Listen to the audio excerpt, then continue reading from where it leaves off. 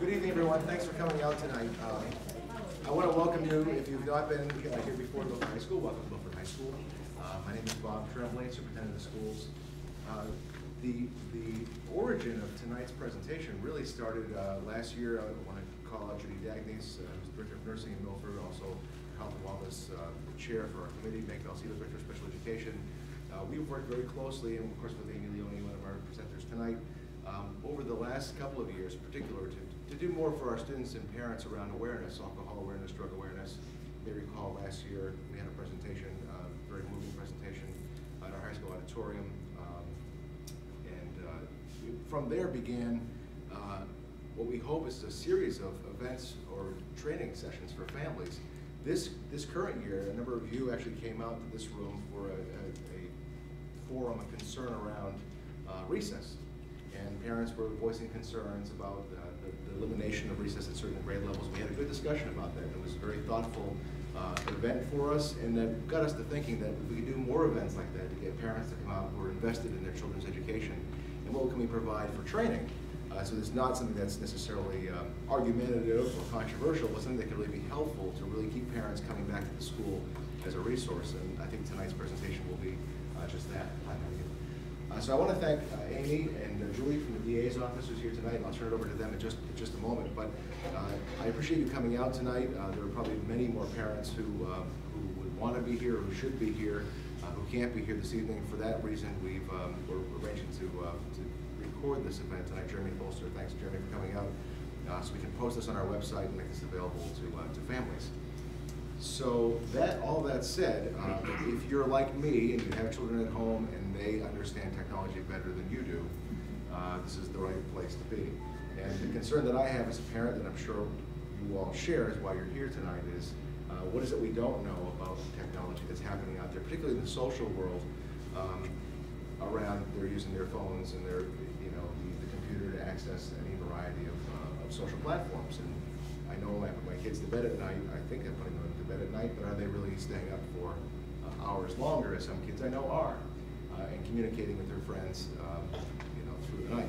This is happening. And so we're going to have Amy, every time we talk to Amy, Meg and I kind of joke about this, every time Amy comes into our office to tell us about the latest street drug or the latest thing that's happening in social media, Meg and I, our jaws are on the table. We just can't believe what we don't know. And we're reasonably savvy when it comes to technology. We're not that far removed from the kids we don't think. But tonight I think you'll be very surprised at what you learn. And hopefully you'll go back like I will, and you remember the cell phone that your child has, if you're paying a bill for it, is your cell phone, and you have the right to look at it. And we can all learn from doing that ourselves. I know I don't do that, and I probably should. And so I'm looking forward to taking notes tonight as much as the parents who are here this evening. There's going to be, we've plotted out a couple more sessions this year about one in particular interest will be for social host for those older students who are high school, who have those parties. Hey, it's okay if kids are drinking as long as it's at my house and I can see where they are and I know that they're safe.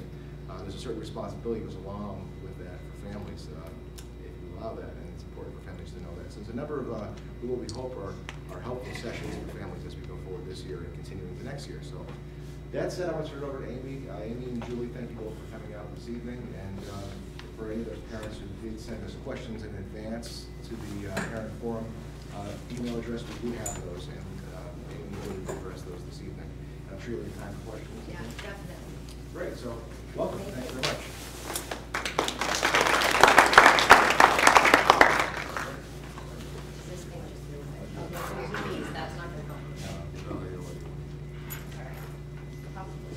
Just come in, you might need the notes page. All right, so Julie and I have done many presentations together, so we're kind of just going to jump in back and forth, of different things as we talk about many of the different slides. Just a little bit about myself and what I do. I have been in the Milford community for many years. Started out here with what's called the Juvenile Advocacy Group, and it's a coalition that we had started. It's Milford, Bellingham, Hopedale, Mendon, and Upton. So when it started, it was originally just Milford, but because we're all communities very close, we all have the same issues, struggling with adolescents, drugs, risk factors, bullying, all of that stuff.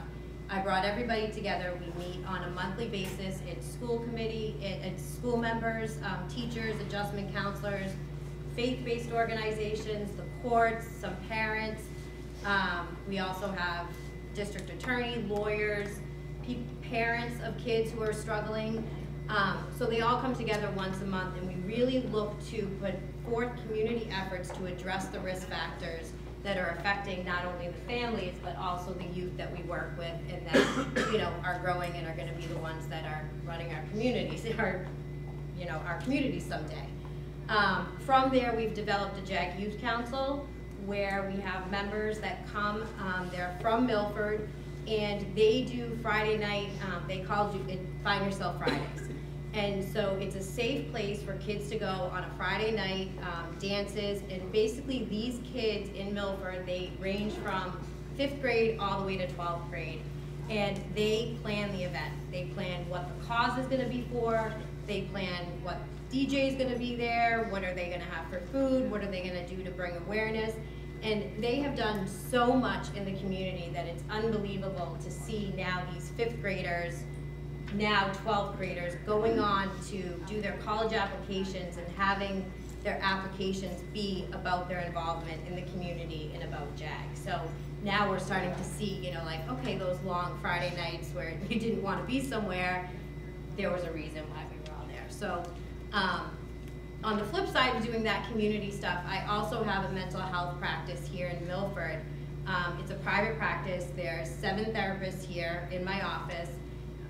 And really we look at, we originally started with adolescents. Now we go anywhere from kindergarten all the way up to adulthood. And our philosophy is not looking at what medication can we give a kid, what is the quick fix. It's really looking at the whole person and the whole kid, the whole family. How do we collaborate with each other so that, you know, the therapist that's working with the child, we need to communicate with the parents, and we need to really have involvement all together so that we can make a difference for everybody.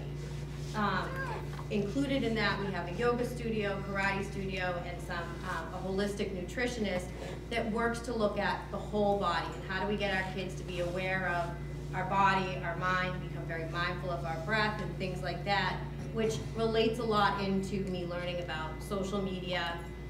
One of my main things that I do is I deal with kind of those hard cases, which are the substance abuse cases, the kids that are really at risk for or victims of, you know, different victimization things, or the ones that are actually doing some of these horrible things on the internet. They're the ones who are sexting and, you know, really trying to figure out what's going on. So every day is a different day for me, every hour. Many people will say, Amy, how do you do this? And the way that I look at my long days is every hour is like a different TV episode.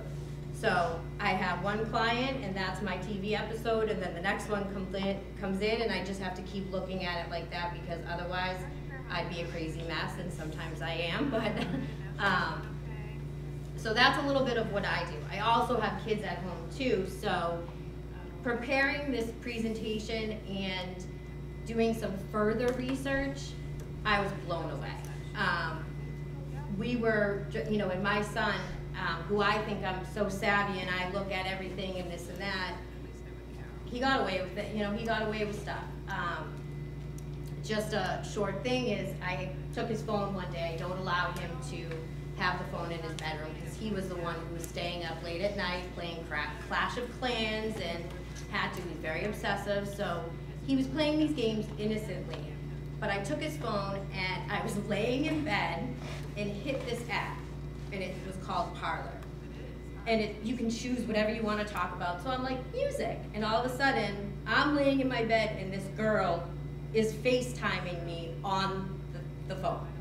It was a live chat that he was on. It was, you know, there was no restrictions on his app. So it knew where I was, and all of a sudden just somebody pops up through FaceTime. And I'm like, oh my God. So after that point now he has restrictions on, and we'll talk about those restrictions and how I figured out to do it, and now he can't do anything on that phone. But, and it's downstairs, it's, you know, all these different things. So I learned, I thought that I was keeping up with it, but apparently he got over on me. The other thing just about the internet is we're driving home Christmas Eve and my grandmother had given him a Chromebook for Christmas. And he's in the back seat and he's like, Mom, he's 11 and we still send, you know, those videos from Santa to him every year. We send video messages to the two kids. And he says, Mom, why is there an app for the message that Santa sends to me? Is Santa real? And I'm like, oh my God, it's Christmas Eve. Of course Santa's real. Like, he's supposed to be coming in 2 hours. Like, but that was the whole thing. He goes, Mom, I know. You are Santa because this app is the same one I've gotten every single year. And it was all because he had gotten a Chromebook and was downloading the apps. And of course, Christmas Eve, that's the #1 app that they're showing. So now that whole image of him believing of Santa, that I kept him off the bus for the last, 6 years because that's what I thought, now was ruined by the stupid Chromebook, So it's like all those little things that you just don't even realize. I didn't realize that that was going to be the thing that was going to now, make him not believe in Santa Claus anymore. So it's interesting. But do you want to tell a little bit about? Just briefly, welcome everybody. I'm glad you're all here. And I'm Julie LaSure. I'm a prosecutor for 27 years with the District Attorney's Office. Joe Worley is the District Attorney down here, and he has a motto: he'd rather prevent a crime than have to solve one. And his mission is youth. We're in the schools. Amy and I have teamed up on different programs over at Oakdale, the middle schools here over the years, talking to the students. And we've done other parent forums in the past. So we're in the schools all the time. The district attorney was actually down here last spring to do a distracted driving program. He cares about kids, he's a dad himself, and he gave money to the youth center because if we can engage kids in activities other than that social media, they're less likely to make the bad choices. And the internet just breeds impulsive behavior, and their brains are developing till the age of 25. I think mine's still developing. And so with a developing brain, an adolescent is prone to make that bad impulsive choice. So we see good kids making poor decisions online in a split second, and it changes their world. We want to see kids in the school, not in the courtroom charged with a crime or child pornography or the victim of some kind of exploitation. So I'm glad to be here, and hopefully we'll answer some questions. So yeah. Thanks. And please, if I want this to be as informative and as informal for you guys. So if we're talking and you have a question that comes up, please feel free to, ask a question, and hopefully if we need to give more information, we definitely will. And if we can't, I've learned over the years, if I don't have an answer, I'll say I don't have an answer, and I'll try to find it. So, and not just click. Yep. So this is just the stuff that everybody knows. My son saw this, and he goes, "What do you mean the internet's not a toy?" And I was like, it's a tool, like you need to use it for research. And he's like what? I'm like, your schoolwork, your this, like his mindset was all about, the internet being something that he plays games on, he does this on, and wasn't seeing the connection that even though you have a Chromebook at school, you're using the internet as also a way to gain knowledge and to learn and to do research and things like that. We all know, we've heard everything that, anything you put up, it's always going to be there forever. And everything they say, like, oh, this is truly anonymous, or, it disappears after a certain amount of time. We're finding more and more that that's not true, that it has to go somewhere. And so, we have to, whether it's an IP address or, some of those different things of where does the computer come from, we're starting to find more of that, and I'm sure you find that when prosecuting cases as well. And to constantly remind your children, delete does not mean delete in cyberspace. It does go to a server, it goes somewhere. And so they can never entirely erase. If someone wants to dig up the dirt 20 years from now when they want to be superintendent of the Milford Public Schools, it's going to be found. It's going to be found. So and I like to tell kids when I'm talking, they don't just have the reputation on their team and in their classroom and at home cleaning their room. They have an online reputation, and to some degree that's more that's forever.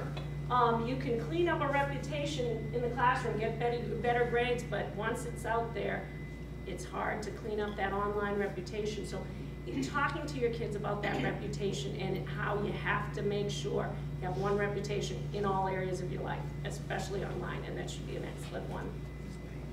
And Julie and I had done a presentation, it was a few years back, and I can't remember if it was Bellingham or if it was in Milford, and it was kind of when Facebook had come out and like kind of the social media at the beginning of it, and one of the questions I remember was, how many of you say the town or the school that you're in? And I mean, the whole auditorium raised their hand that they weren't thinking that like keeping information private of where do you live, what town are you in, you know, this stuff wasn't something that they shouldn't be doing. And I remember that. Now I think kids are a little bit more savvy. They don't save it where they are or things like that. But when you have an iPhone, your location device is right there. I mean, I know if you're, you know, I put myself on Facebook, tag something, it says like, you know, Milford area or, you know, whatever it may be. So I think it was easier back then. Now with all of the, you know, the changes since then, it's a little bit harder. So it's just making sure that, you know, that stuff isn't up there.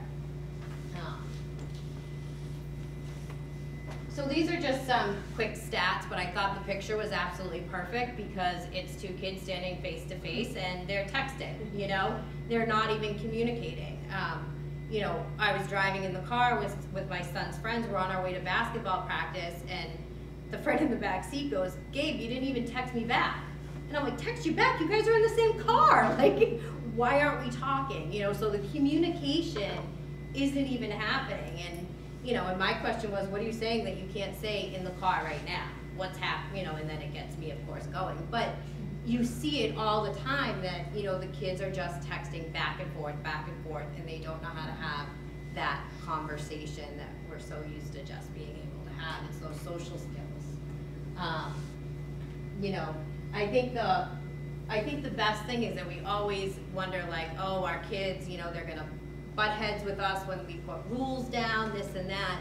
But in this survey that was done, it says, you know, 90% of them think that it's okay for their parents to have rules of, you know, regarding you know, whatever, their social media or their cell phone or their iPad. I mean, many schools now, you know, have iPads. That's what they give out. All of the textbooks are on iPads, or, you know, my son in his school district, they have Chromebooks, so everything's on that. They don't have a textbook, so they have to continue to use that internet and have access to that. So, you know, of course there's restrictions, but they still can text each other all throughout school, and, you know, where are the rules from that? Because then you say, well, my teacher said I had to do the homework, I need the iPad in my room to do it, or whatever it may be. So this other thing, you know, we'll get into a little bit more statistics on this. Like, one of the things that I find that's so funny is, you know, 3 out of 5 kids admit that they have more than one Facebook account. I was sitting with a parent, and they weren't allowed to have a Facebook account. They were too young. So I pulled up my phone. I'm like, let me just search her. Well, 3 of them came up. And I'm like, so, pulled it up. I'm like, so you haven't been on this one since December. This one you were on today. And this, you know, but every time she got caught, she opened another one. Now she has a middle initial. The last time she didn't, you know, like, change it all around so her father wouldn't find out exactly that she was on social media because she wasn't allowed. So it is interesting. And one of the things that they do, if you have insisted that you're a friend on Facebook and you have their password, they will have that hidden Facebook. If you see little or no activity on their Facebook, or really cute little things and nothing really, no real constant updates, posts, that means they have another one. And I suggest you Google their friends as well. Check their friends' Facebooks to see what their friends are putting out there. They could be putting something out there about your own child, a picture you don't want of your child on another kid's Facebook. That can be traced by a predator. Or so constantly Google, and there's another good search engine, YoName, and some of that is in a handout I've left there.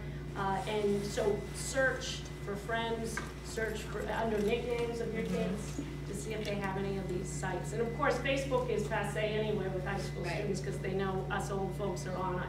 So. And it's interesting because one of the things about Facebook is that even if I was on Facebook with one of my friends, I can save one of their photos. Right from my phone, I can save a photo, and then I can share it with anybody. So that's the other thing, is that Facebook has the capability for you to just like click on their photo, hit save, and now it's saved to your photo album on your iPhone, and then I could share it with anybody, and who knows what I could do to that photo, doctor it up, da-da-da, you know, and then pass it on, where, you know, that is one of the features that's on Facebook that they haven't really like stopped, you know, the capability of saving somebody else's photo, because that's what you're reposting or whatever it is. So it is something like that.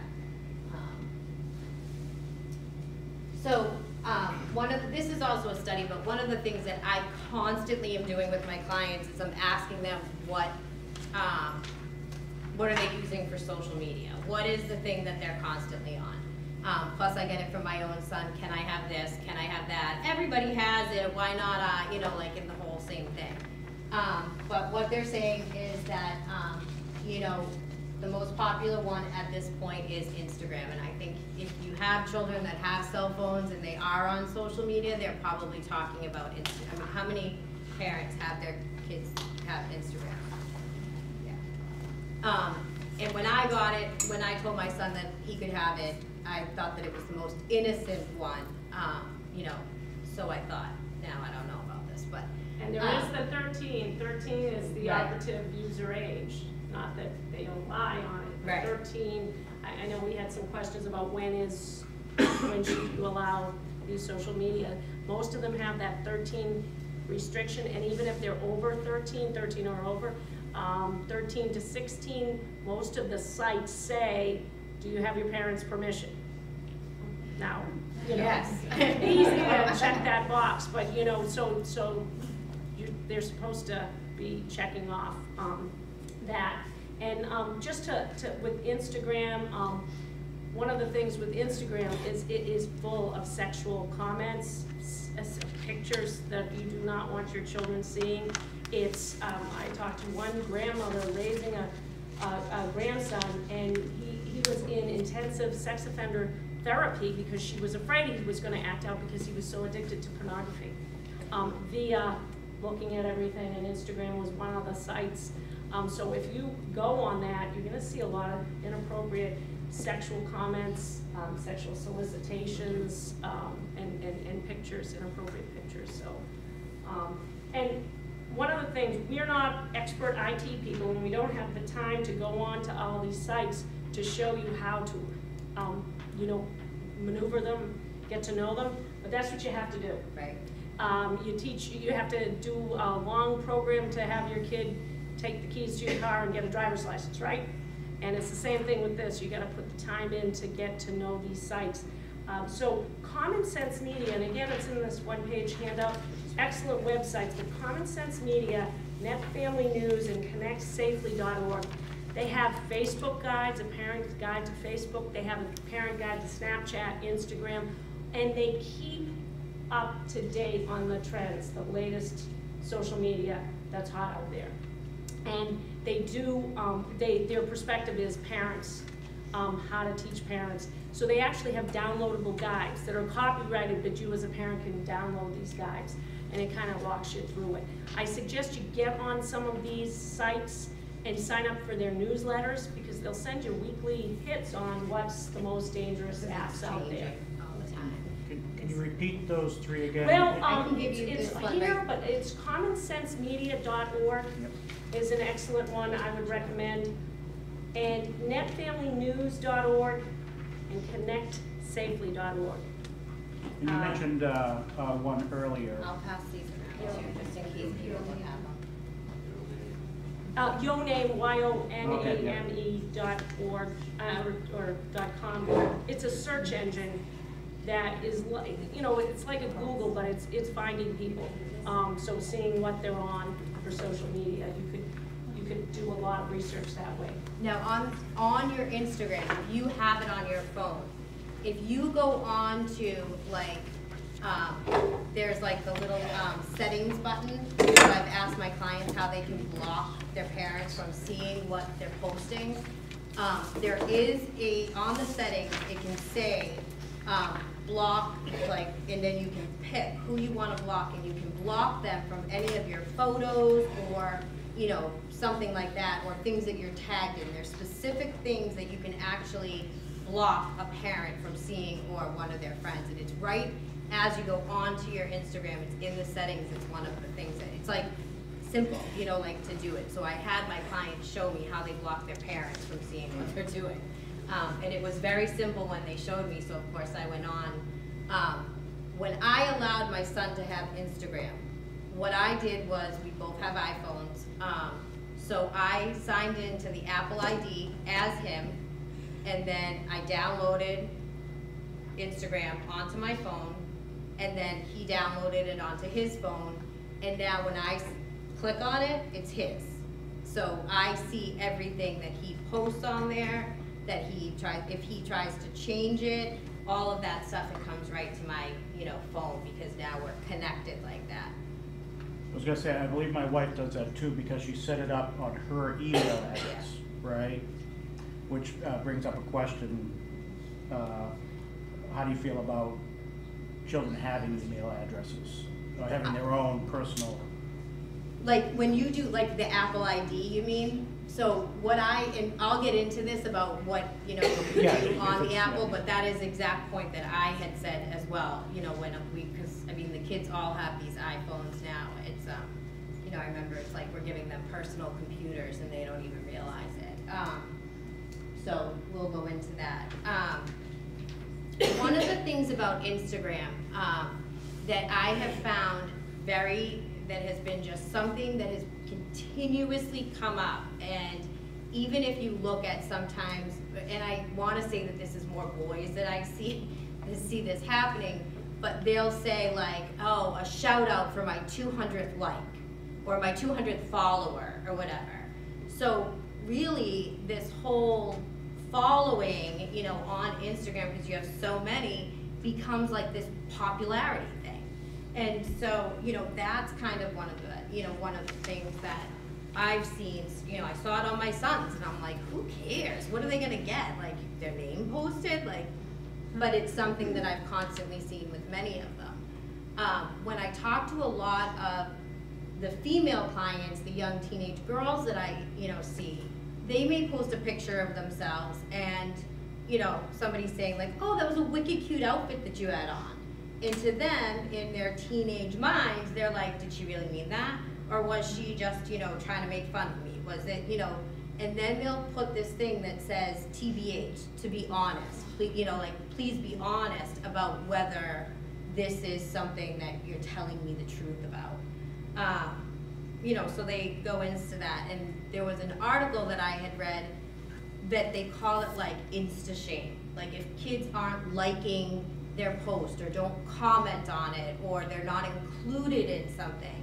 Because a lot of times, I mean, even I remember back, you know, kids that were younger, you know, 3rd, 4th, 5th grade, they were saying, oh, that, you know, the last day of school, everybody went to a pool party, but they weren't included, but their pictures were posted on Instagram. And now they're feeling like, okay, I'm kind of a loser, I wasn't invited, why didn't they invite me? And everybody's tagged. There was another thing that had come up with a client that was talking to me you know, she said, my friend posted this picture of a sunset, and all my friends were posted in it but me. And I was like, well, who was in the sunset? And they're like, just the sunset, but it was like, wish you were here, da da da da da da da, you know, like all of the friends' names, and she didn't include me, so she must not like me, why am I, you know, and it goes into that whole thing of, I'm not a good friend, she doesn't like me, I must have done something, and it's all that adolescent mind that then drives them to so many of these unfortunate emotional feelings. A lot of kids, when you ask them and even think of your own children, when are they on Instagram? And so everybody knows that, you know, such and such a time, majority of the kids are doing homework, and they may take a break at 6 o'clock because it's dinner time, you know, mom and dad are saying, all right, we gotta eat, this and that. That's when the high traffic is on Instagram, the kids are on it, so that's when they're posting, because that's when they're gonna get those likes. So they really strategically think about, when is everybody on? I have had, and we'll go into further things about this, but a lot of clients who, the biggest thing on Instagram is like the birthday collages. So if you can, you know, if you're the best friend, you want to be the first person to post the birthday collage of all the pictures and the video and the whatever they do. And some kids will even stay up till midnight to be that first person to post on their friend's page.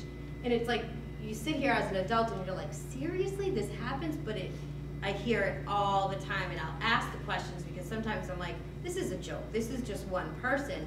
But I hear the same stories over and over and over again, and I'm like, all right, it's real. This is what's happening. There's also now a socially appropriate way for girls to insult each other on Instagram if they put JK at the end, meaning just kidding or joking, and so they can say, or they feel as though they can say anything they want and put it out there. And there's, when you were talking about social skills, because nothing is face-to-face, there's little or no opportunity for reparation. There's no opportunity to look at body language or even just like a twinge to say, oh, they didn't like what I said, I may have hurt her feelings, I should apologize, I may have to change my tone of voice. And that's what they're losing with the social interaction. But I've gotten to the point, I have 2 tween daughters, where they're not allowed to use JK, and I said to them, that's just a way that girls use now to be snarky and mean to each other. Oh, you know, I hate that shirt, JK. I said, not allowed, you're not saying that in our house. Yeah. It's not okay to be mean, especially to your sister. This is where, you know, you should be learning how to be nice to one another face to face, but that's exactly what they do on Instagram. Yeah. And they don't make that reparation online. They just feel like they can put it out there because that's how they really feel. Yeah. It's terrible. It's terrible. I mean, and we all think about, like, when we're sending a text message, I mean, I go back, you know, if I use Siri, it doesn't make any sense, but I mean, like, when I go back and read it, I'm always thinking about, all right, how did that just come across? Could that have been, you know, was I rude? Did it sound, I didn't mean it like that? Do I need to, you know, word or whatever? Because it is that unspoken, what's the interpretation going to be on the other side of that message? And they don't think about that. We're thinking about that because we're a little bit more mindful of that. The other thing I just wanted to mention on Instagram, I was with, I would have never known this in the world, but I was with my sister and I took all of our kids to the Great Wolf Lodge. And so she just had a brand new baby girl, and so we're taking a picture with the baby, and she's like, all right, we gotta take it from Instagram because we can like doctor up the picture so it looks really good. I'm like, we're 36, really? Like, we're gonna doctor up this? Yeah, that's the way to take pictures. Don't take it from your phone. Take it from the Instagram camera so that we can change the coloring and look tan. I'm like, it's winter, you know, but it was even, my sister said it, you know, and we're 36, that she knew that this was the way to do it. And I'm like, that's what the kids do, you know, and it made me think about it. I'm like, oh, that's why those pictures look so good all the time, you know. But, so I learned something. That picture came out cute of us, but it was funny.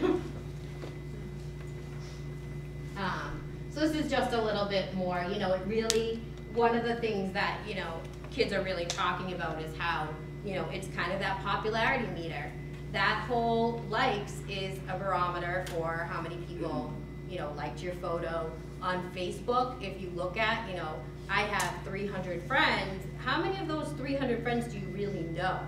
And how many of them are like somebody that knows somebody because you have 15 mutual friends and this and that? I mean, even as an adult, when I get some of it, I look at like, oh, I have 5 mutual friends, but who are those 5 mutual friends? You know, maybe one that I know. So, you know, that's kind of interesting, you know, just with their likes that they have. Yeah, sorry. And this kind of just goes over, you know, when we talk about, you know, how they measure their best friends, you know, they talk, you know, they'll talk, the boys will say, like, give me a shout out. You're at my 200th follower, I'll give them a shout out. The girls will say, like, break my meter. It'll be like a BMS is what they call it, break my meter scale. So it's like, break the number of people that are you know, that will follow you. They just use a different lingo. You know, they'll also talk about, one of the things is one of my clients had said, how many photos you're tagged in is important. You know, she said that's one of the most important things. You want to know how many you're tagged in, how many, you know, photos did somebody like of you, or even just post, you know, say that you were their friend or whatever. They like to see their name pop up. You know, they like to see that they're, you know, focused somewhere. And it was funny because they were talking about like their best friends on, you know, Instagram and this and that. And I said, well, when we were best friends, we would get those half-heart necklaces, and you would get one and I would get one, and that's how we showed we were best friends. And they're like, why? I'm like, because that's how it was. Like, now it's this. I'm like, you know, this is crazy, but this is what's going on every day. So, What's BDS? What? BDS? BDS is best. PDS means, what did I write that down as?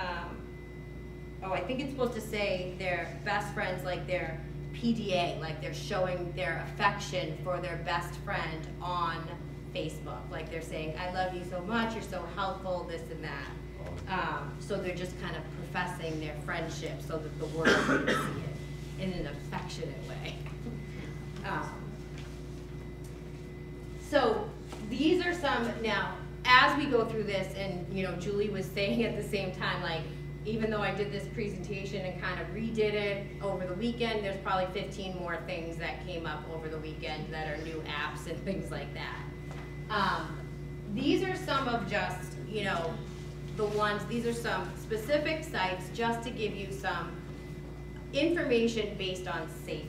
And so when I look at this, Tumblr is one that I have to say I have the hardest time with. Whenever I have clients who, you know, are in my office or with the other therapists talk about, you know, I'll always say, ask the clients, ask the teenagers what social media sites that they're on. And the reason why I ask that is because a lot of times when I see Tumblr as one of the things, it's a site that you can post and you basically repost other people's posts.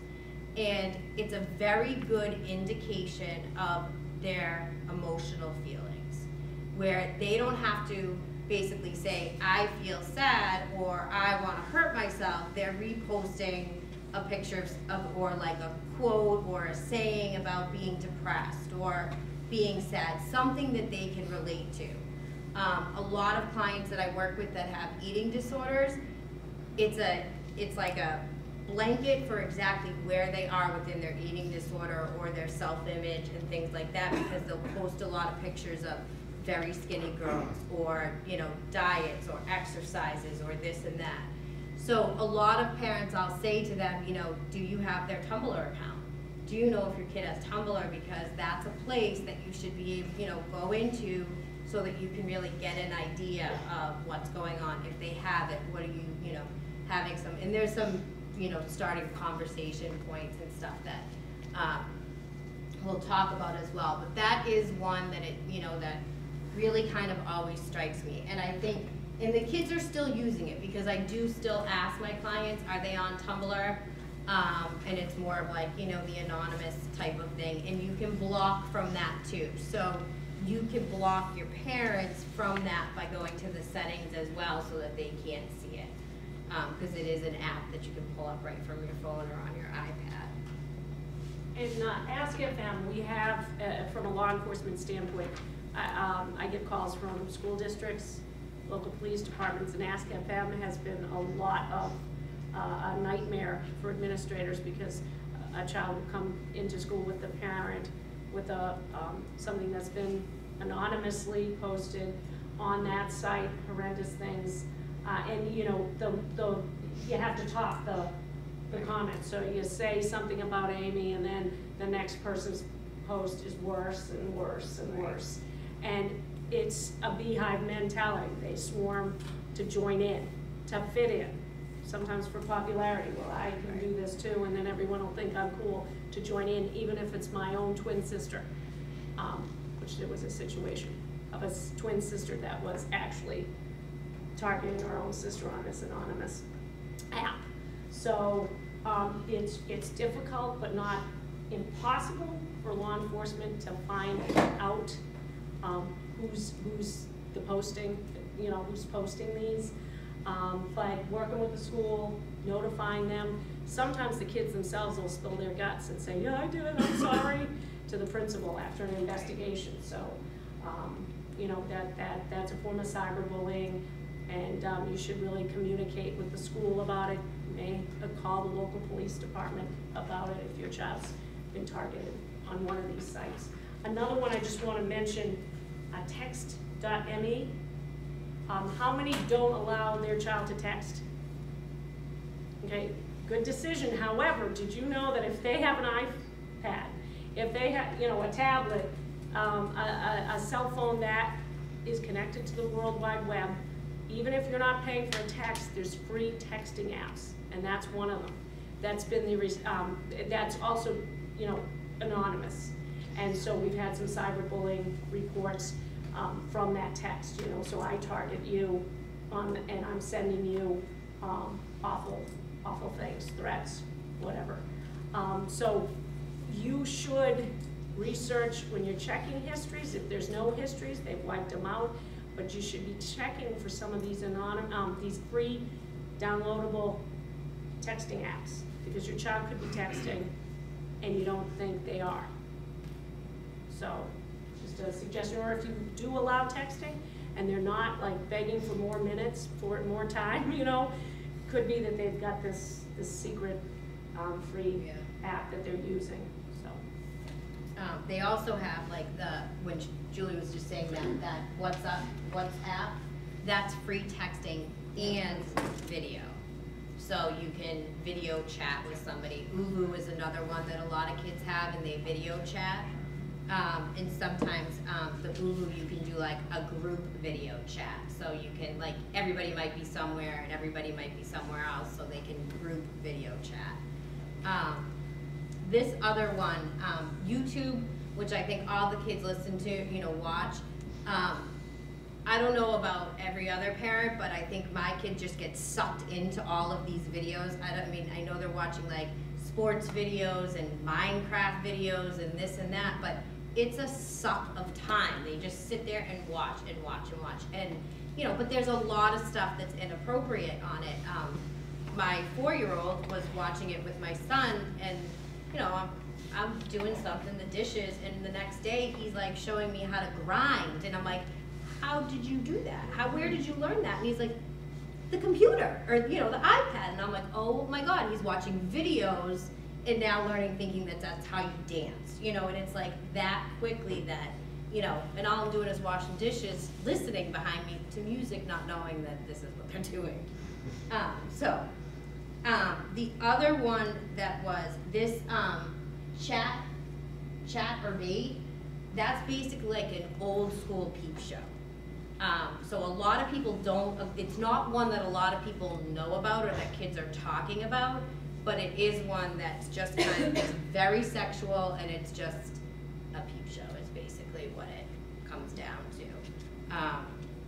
So that's just one to kind of know. The other one that, Swarm was the other one that kind of, that's one that announces, like, if you're with all of your friends, it will tell you the location that you're at. So if, like, we're all, it'll kind of say, like, everybody is at such and such place, which may make sense, but then it can also alarm, like, strangers, that now there's a group of teenagers at this place or something like that. Okay, what would a child need to have in order to get these apps? Do they have to have their email and passwords? My two almost 11-year-olds have email addresses, but they do not have passwords. I control the password and I control their email. So if they get an app, if they want an app, if it requires that information, they have to come to me to put it in. So what about these? You have YouTube. And that's probably because you have the restriction placed on there that any download needs to be it's password protected. You probably set it up that way, which is a good thing, because nothing can be downloaded without your approval. It's because they don't have like they may have an Apple ID, but your kids don't know their password, right? Right. So that's so when they sign, like their Apple account, if you went down to your iTunes store, like on their phone, it's probably gonna say your iTunes account on the bottom, if you looked at it. And the reason why it's like that they can't download it, is because you put in a restriction that you need a password. So even if your kids switched it, they could probably make a password, you know, like maybe they could reset it up or something like that, but you probably initiated the phone to be like that. But it's not high touch, it's not a It's phone, in the but same it's thing, still you would still need to do it like that. The parental restriction on it allows you to stop them from downloading without a password. And that would, Stop them apply to from these doing any of this. that- Anyone, so when you go into, there's some handouts that Bob's gonna put up on the website or send out to everybody for an iPhone, like where you go into the restrictions. And I'll go into that too, of what you can do to restrict some of these different things that, you know, if you didn't set it up initially that way. And just to mention restrictions, one of my pet peeves has always been, as a prosecutor, sleepovers. A lot of bad things happen at sleepovers because of the peer mentality to do things that a good kid would normally not do. Used to be, you know, you'd be fearful who's supervising, when are the kids gonna go to bed. I think if you are sending your child on a sleepover, you ought to, especially the middle school, the elementary, find out about technology. Is the parent who's supervising this sleepover gonna wrap everything up and shut everything down? Or are they gonna be able to check out some of these sites because somebody has unrestricted use on their tablet, Right. in their bedroom? That's a question you should ask beyond who's supervising. What about technology and supervision around technology? Are you gonna collect everybody's cell phones so they're not in the bedroom doing crazy things, looking at inappropriate things, cyberbullying a kid that they don't like? I was just gonna say, all you have to do is put your kid on a school bus for that to happen. Right. Happens all the It's- time. Kids that are unrestricted and they're standing at the bus stop. Look at this. Yeah, Well- just sharing, or after school at a friend's house, at the library. I mean, it's even interesting because my son's phone is very restricted, it's locked down after I had that nice FaceTime with that girl and, you know, I'm laying in bed, that's it, I'm done, you know, but scared the crap out of me. But his friends come over and their parents, I have asked them, are there restrictions on your, now I have asked them. Before I did not ask that question. And I received a phone call from a mom saying, I just want you to know that the boys were looking at porn in your basement on their iPads and this and that. And they're 12, and I was like, okay. So that I grabbed my son's phone, this and that, and sat down with them and I said, you know, tell me what's going on. Like, what were you guys watching? Where did this come up? You know, and he's like, well, so-and-so's brother, whose older brother, told him about this site, and they, you know, and so we looked at it. And he's like, am I in trouble? And I said, you know, I'm disappointed that this happened, but he's like, I can't look at that stuff on my phone. And I'm like, I know that. I said, you know, back in the day, you would find like that Playboy and hide away, you know. I said, the one thing that I want you to understand is that whatever, I don't want you to have to be embarrassed and tell me what you saw these people doing. I said, but I want you to understand that that is not how two people interact. That is not how two people who are in love treat each other or have, intimacy with, and you need to know that that's make-believe, and that whatever you're watching isn't real. So think about that the next time you want to watch it. If you want to watch Scooby-Doo, you can watch it with Nolan, but that's make-believe too, so make your choices, you know, and it's like, but he needed to know. It was like I could have taken that hard approach, no more sleepovers, this and that, but what lesson was I teaching him? You know, and maybe it was wrong, another parent could have done it different, another parent took away their kid's cell phone for a month, and I was like, okay, you know. I said, well, how did you catch him that he did it? And she goes, he was in the bathroom for so long. And I'm like, oh, okay, well, my son's in the bathroom. You know, like, but they're that age, it's like we have to have that conversation. And that's something that, like, a lot of parents don't have that restriction on their kids' phones. So now I don't give the kids the Wi-Fi password when they come into my house. Like, that's how I decided to stop that from happening, because I can't control every other parent and what their kids, you know, what they allow isn't allowed in my house. So when they say, do you have the Wi-Fi password? I'm like, oh no, it's locked, I don't know what it is. I don't give it out because I don't want you guys getting into trouble here on the phone. So, some of them get aggravated, but whatever, I don't really care, so. So it is, one of those things that the kids will find ways to get around this, and, you think you're doing the right thing, but they still do it. Yeah, sorry.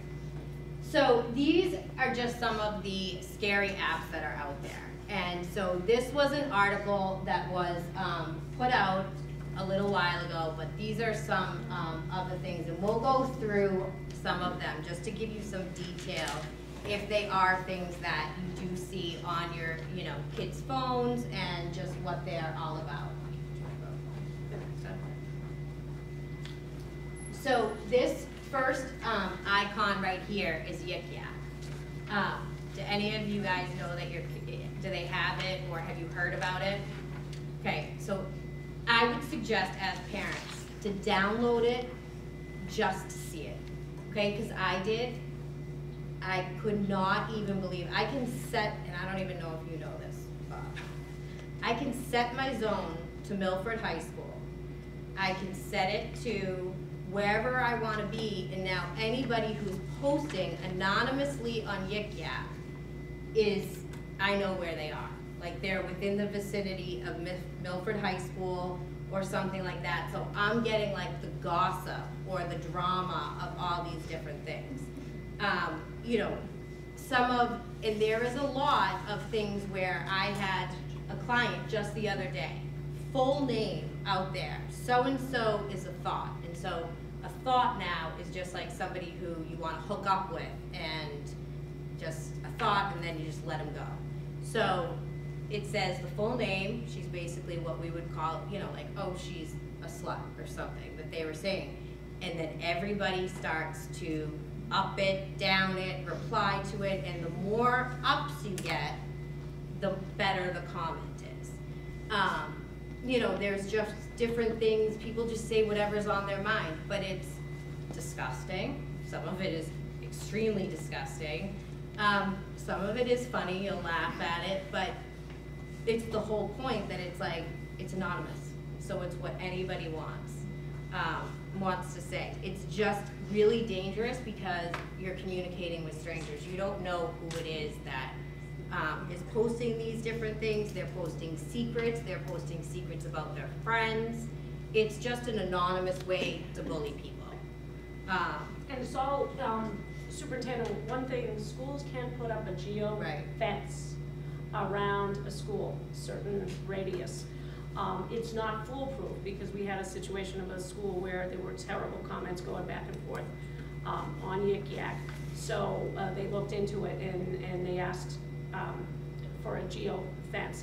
And it still was certain parts of this particular high school, you could sit in a parking lot in front of the school and you could access Yik Yak.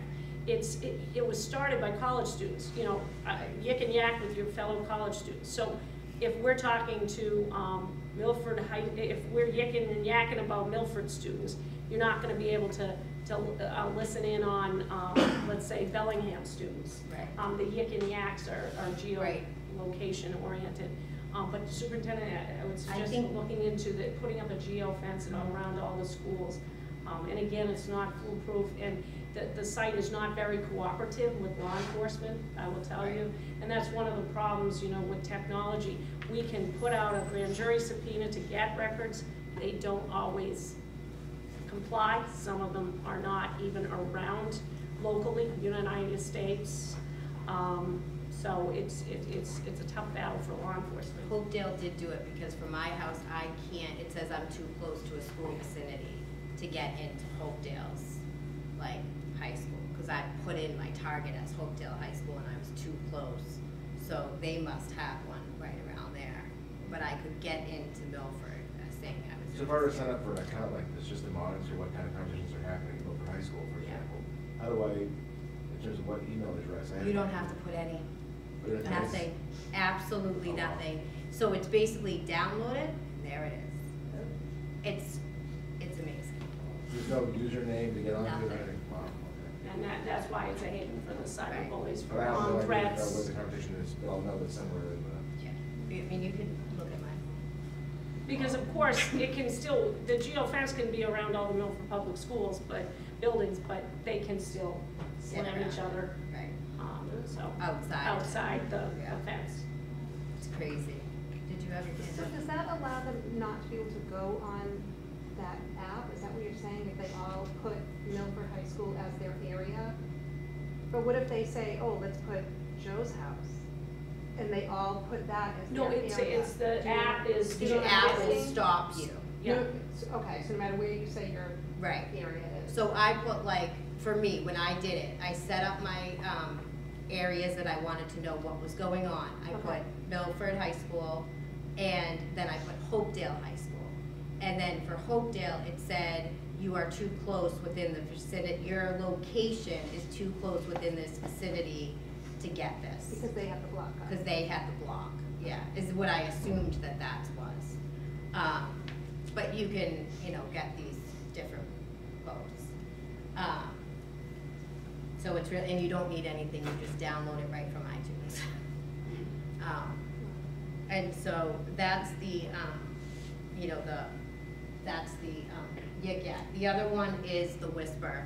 And that's just another one where you post secrets anonymously, whether about yourself, if you're saying, I'm really depressed, I, need help with this, or, you want to talk about, my friend just told me this about her, what am I gonna do? And it's almost like they're just sharing deep, dark secrets. A lot of the content on Whisper is very dark, very depressing. I have so many clients that will go on it because it's easier to deal with the person who's so sad and depressed than it is to really look at themselves. So it like fluctuates on when Whisper comes back, like when I hear my clients starting to talk about, oh, I met this girl on Whisper and she's pregnant and doesn't know how to tell her parents, and it's like, so I think it's, I say, well, we're focusing the energy on this, and why aren't we focusing on ourselves? But, so you do see that come along.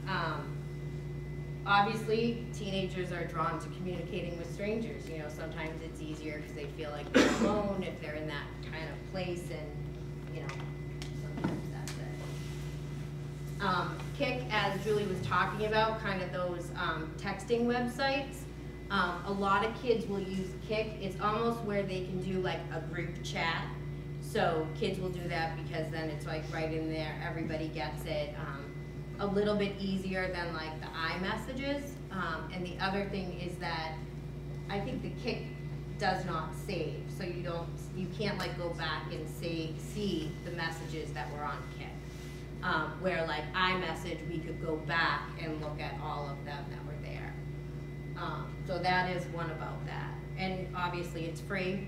So, it's one of those things that people can just download. It doesn't cost anything. It's not, it's also another one that, it enables you to sometimes talk to strangers if you wanted to. They also, a lot of kids, what I've been hearing is that because they feel like the text messages go away versus an iMessage, the sexting can happen on there through like, the messaging kind of piece of it. So you'll see more of that. Kids will say, I'll use Kik, to talk to guys versus using my iMessage, because nobody can find it. And it is done like, so if somebody had met somebody somewhere, you do get a friend request to friend them to be part of your Kik, like, social group. So you do have to approve that person of whoever it is. So, Snapchat is just another one. How many kids have Snapchat? So this was one that I was just so scared of. This is the most recent app that I actually allowed my son to get, and now he doesn't use it because I think it was just the whole novelty of me saying no, no, no, and then me finally saying yes. But as you guys all know, it captures that image, 30 seconds, whatever. The one thing about this, if you go on to, like, onto your iPhone to download Snapchat, if you look at actually the description on iTunes, it says we cannot prevent somebody from screenshotting or capturing this picture that supposedly is supposed to, disappear in 30 seconds. So they're already telling you, because one of the biggest things with Snapchat is that you can either tag it to your story, or you can also snapshot the picture. There's also apps out there that when somebody sends a picture, it can capture that image and save it. So there's different things. Now that one of the features within Snapchat is that if I screenshot a picture that Meg sent me, it will notify Meg that I just screenshotted her picture. So now she knows I have it. There's another app out there that I can disable, that I can put an app on my Snapchat that says that now it will disable the ability to let Meg know that I just screenshotted hers. So it's like, as soon as you come up with a solution, there's gonna be something else. As I was saying, like, everything changes all the time. So there is that whole piece of, like, you think that that's the safe way to do things is through this Snapchat, because it disappears. There's the ability to just screenshot it real quick. And the thing is, in the area of the sexting that we're gonna get into a little bit later, but the child pornography, dating partners sharing a picture that's inappropriate, just between the two of them, but teen relationships are usually not forever. Pictures are, especially online. With the Snapchat, I tell kids, if I get notification somebody's taken that screenshot, it's too late. They own it. They have control over my picture, whatever I sent. And it's, really destructive for kids emotionally when they send the picture thinking they're trusting the person receiving it. So whether there's an app that disables notification or not, it's too late. Once that picture's out there, you've lost control. So talking to your children about that is so important, and at a young age too. Middle school, we've got tons of middle school situations involving the sexting. As young as the 6th grade that I'm aware of in a situation. So that took place at a sleepover, a dare. They were playing truth or dare. One girl takes the picture. It's Monday morning all over that school and into the high school. So anyway, that's the #1 place, Snapchat, where the sexting is going on. So I would really monitor that closely with your kids. The other one, so the icon for the Snapchat is the little ghost guy. I think it was about a year ago, the first time I touched base with you, back to that Kicks, my daughter was on it, and she was with friends chatting, and she came running out of the bedroom hysterical. She's like, somebody sent me, I have it set up so that only my friends can talk to me. That was that Kicks, and she goes, all of a sudden, it popped in because she brought the screen up to me, and it said, hey, what are you up to? And her response was, I'm sorry, you must have the wrong person. Oh, but what?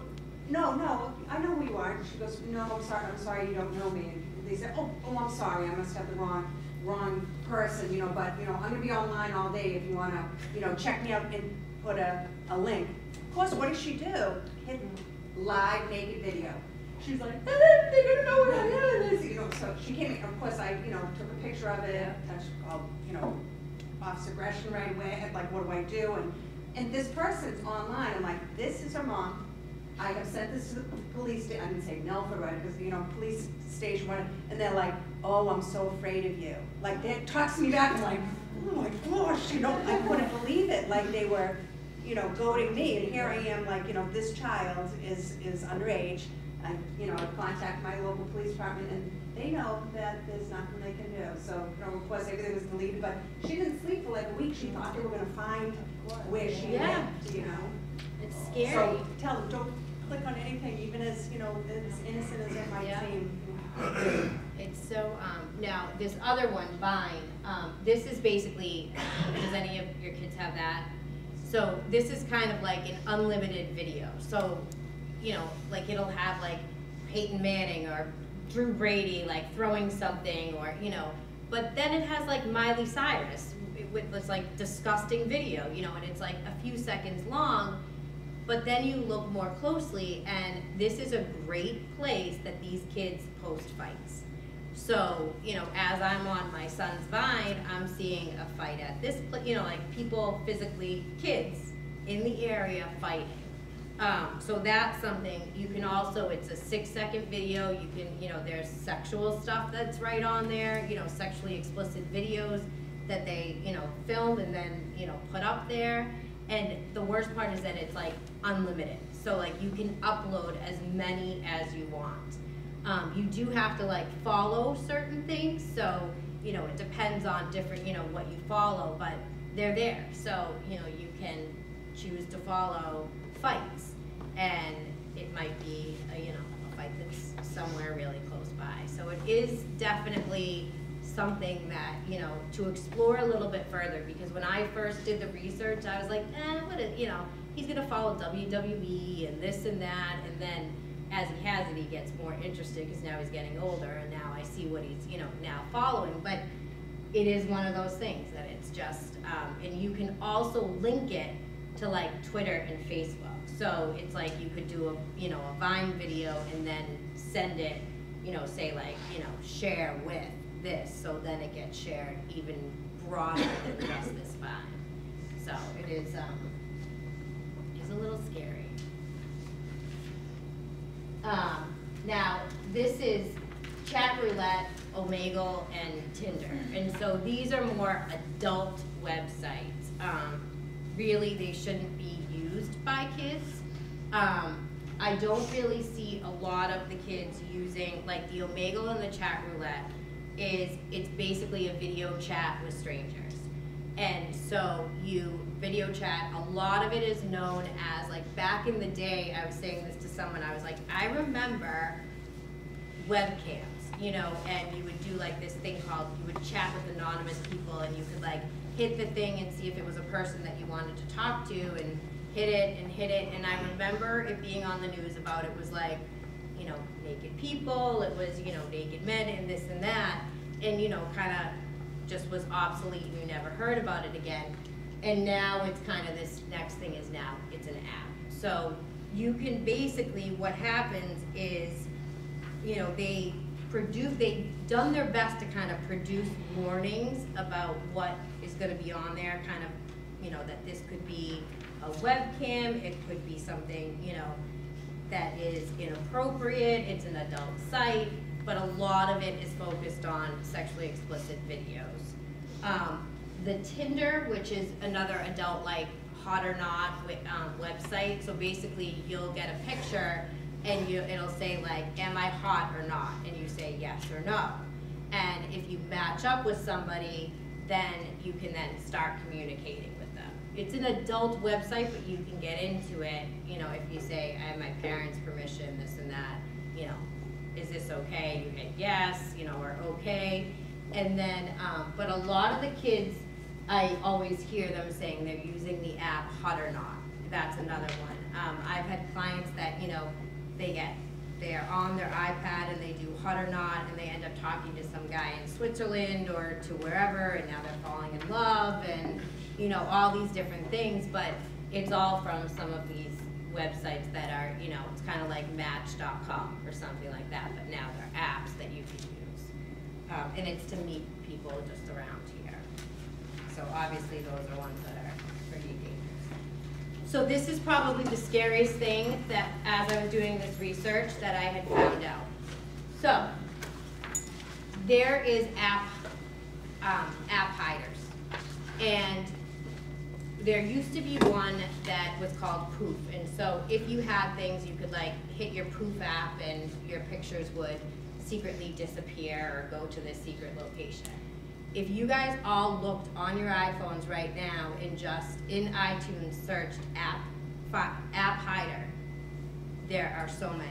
There is one that's a calculator, which is, this is the image. And so it works, it looks like a calculator. And so I would go in and I would add 5 + 5, whatever, and it would give me the calculator. Well, if my password was 1, 2, 3, 4, now it unlocks. Inside of my calculator folder is all of my secret videos, maybe some of my photos that have been sent to me, any secret contacts that I had, any secret like text messages. You can hide them all in this particular folder. Now iTunes also has one that says lock folder. So you can download for free a lock folder to put, and the icon just, it doesn't look you wouldn't notice it as like, you know, like, what is that when you're looking at your kid's phone? It looks like everything else that's on your kid's phone, because the iPhone has so many different apps that it just comes with that it just looks like a little key or something like that. It was a very alarming picture. Android has one as well, so you can do it from the Android too. The other thing is that if you've ever seen, like, I don't know when you guys look at, if your kids have an iPhone, you know how if they put everything like in boxes, like it'll say games or whatever, and so you click on it and like, I always now look to see how many dots are at the bottom, because you can scroll over the page. So like, if they have, I don't know what's even in the box, like 4 or 6 apps like fit in that little box, and then you scroll over, there's another, like, you can put another 4 or 6, and then you can scroll over again. So they'll put some of those like bad apps all the way at the end on like the 3rd page. Or, of course, they'll say, this is my homework folder, and that will be all the way at the end. They have all of the things that they need for homework, and then it's under something else. The other thing is, like, when you go on your iPhone, you can keep on going to the different screens. You know how like you have the first one and then the second one? They'll put it all the way at the end, because they know that like you probably aren't gonna go that far. You know, like you're gonna look at, oh, well, this is just all of his video game stuff that he does. This isn't important, and maybe stop, or there's another one. So it's just like looking at all of those different things to see, maybe they don't have a hider app because they don't know that it's there, but maybe they have it someplace else hidden in the phone. So when looking at it, it's not going to be right in front of your face. It's going to be someplace, it may be someplace else hidden within all of that. So it's just like one of those other things that now we have to look at. And the sad part is all you got to do is look on iTunes and just Google the app hider, and it's right there. And this presentation will also be up on the website too, so if there's other things, like I know there's some other app hiders that were on that slide that you'll be able to, you know, check out as well.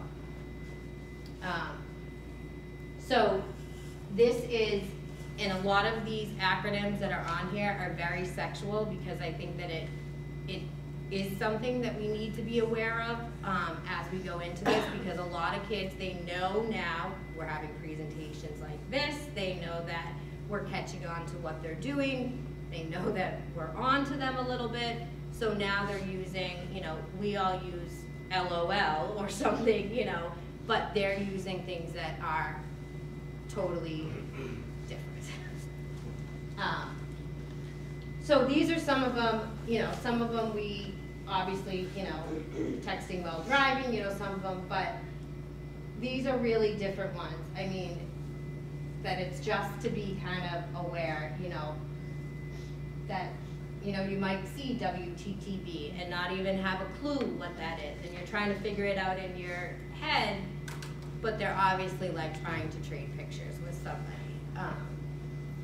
So there's a lot of them, and you know, so, and these are just some other ones.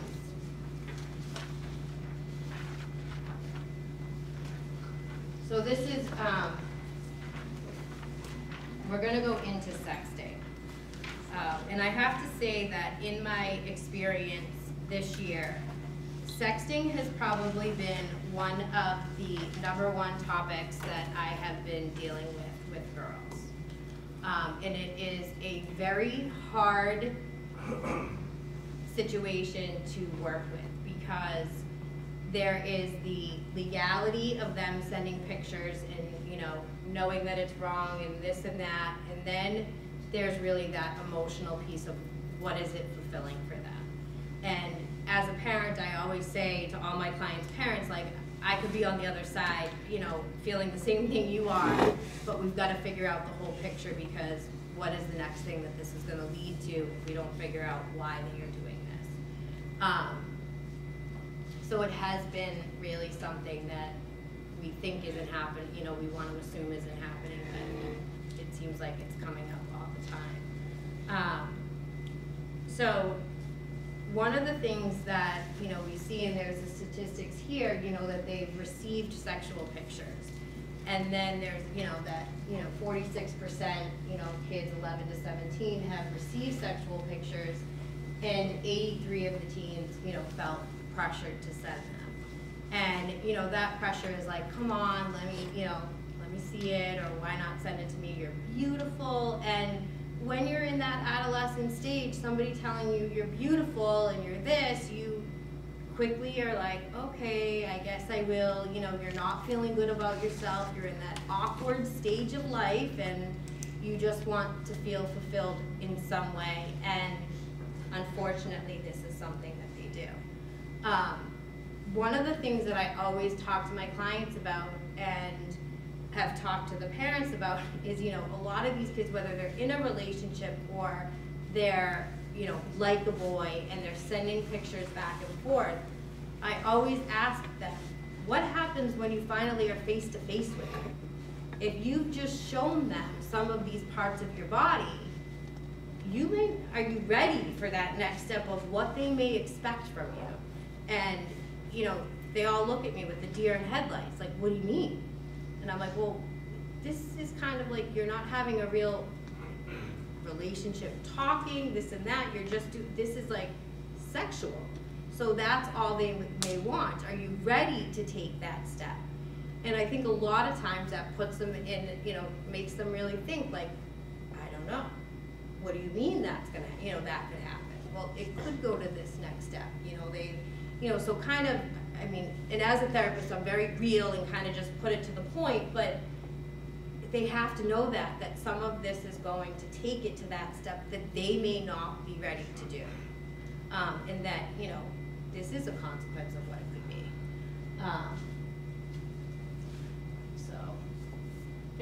There's a great, and another website that's mentioned on your sheet is netsmarts.org. It's a law enforcement based through the missing and exploited children.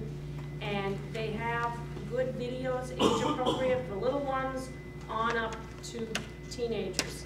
And one of them is in the area of sexting. It's your photo fate and how it's out there and what can happen. And so I would suggest going on there. There's a parent section.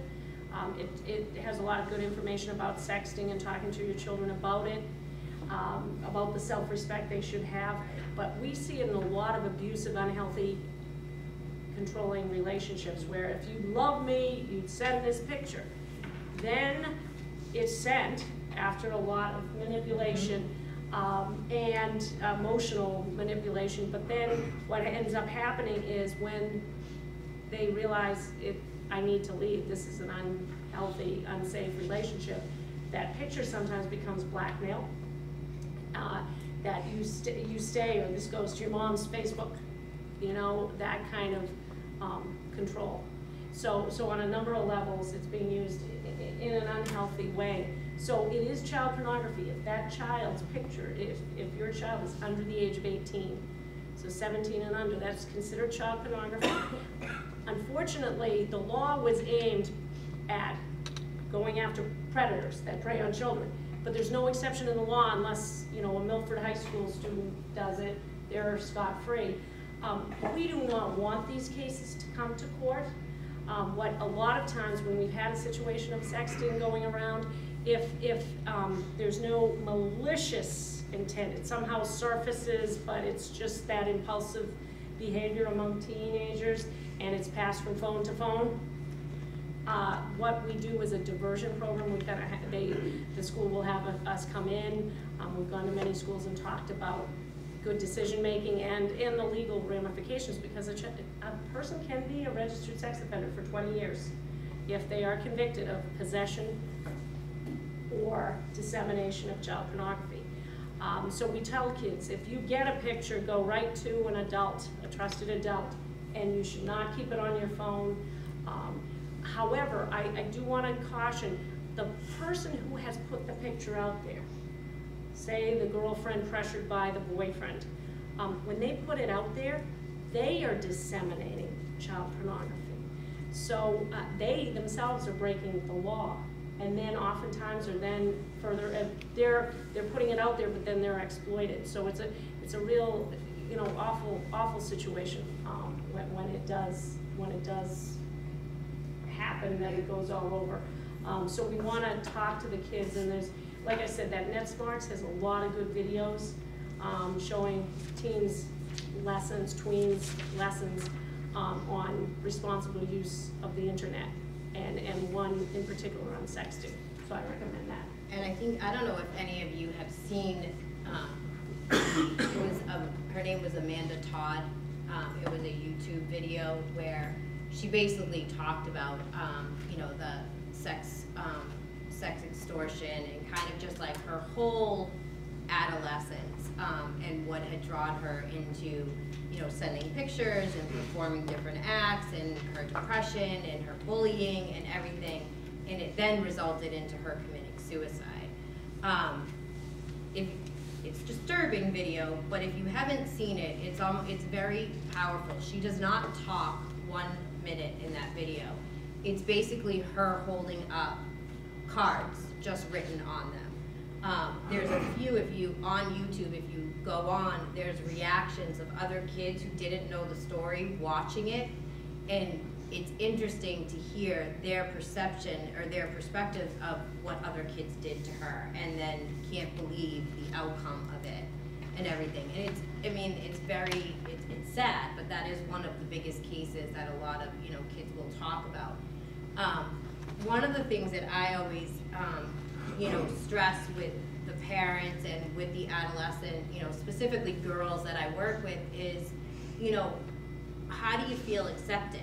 You know, where is it, you know, what void is this showing your body to somebody? And a lot of the girls, they've met these guys on Snapchat, or they'll meet them, you know, I think it's usually on Snapchat, they'll say, hey, do you wanna, you know, chat offline, or chat, you know, do you want to text? And then it kind of goes from there. And a lot of it is them feeling that self-worth. They're feeling accepted, they're feeling good about themselves, and that's where it keeps on going. And once they fulfill whatever it is that they need, they go to the next one. And, you know, the next one, and a lot of them are, you know, saying like, I didn't know that this was that bad when I get into the, you know, you could be subject to this. And, you know, in the legal sense, they're not even thinking about that stuff, so. And not to mention, I haven't even thrown out one of the problems is that if it gets into cyberspace, these pictures, and they do, they can go on a child predator's website. They can be in the hands, bought and sold, and that child exploited. And a lot of the people who are soliciting some of the pictures online, you know, having a private conversation with a girl who's insecure, perhaps, and her finally saying, well, he wants to see my picture. They're in foreign countries. They're pedophiles. And so that's a reality. There are predators still on every website we mentioned tonight. They know better than we how to use them, because they know the kids are on these sites, and that's where they go to try to groom, to try to either just get their hands on a picture, which is bad enough, or meet and hurt a child. So, and it's interesting because I work with a lot of sex offenders, and I have actually a group of sex offender males that I work with, and I asked them this question: what are the websites that are out there that would put you at risk to use?